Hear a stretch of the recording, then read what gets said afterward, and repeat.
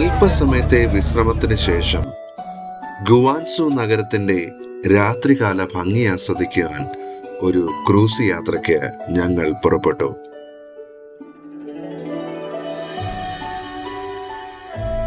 ഇപ്പോൾ സമയം രാത്രി 9:45 ആയിരിക്കുന്നു. ഈ നഗരത്തിന്റെ ഹൃദയഭാഗത്തിലൂടെ ഒഴുകുന്ന ചൈനയിലെ തന്നെ മൂന്നാമത്തെ വലിയ നദിയായ പേൾ നദിയിലൂടെയാണ് ഈ സഞ്ചാരം. ചെറിയ കാറ്റുണ്ട്. ഈ കാണുന്നതാണ് ഗുവാൻസുവിലെ 1988 നിർമ്മിച്ച ഹൈയീൻ പാലം. ഏകദേശം 150 പേർക്ക് ഇരിക്കാൻ പറ്റുന്ന നല്ലതായിട്ട് ഒരുക്കിയ നല്ല ഭംഗിയുള്ള ഒരു നൗകയിലാണ് ഞങ്ങളുടെ ഈ ക്രൂസ് യാത്ര.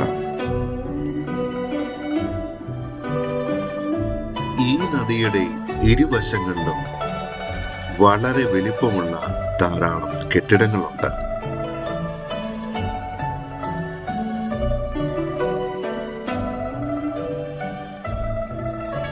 അങ്ങകലെ കാണുന്നതാണ് ഗുവാൻസു നഗരത്തിലെ ക്യാൻടൺ ടവർ.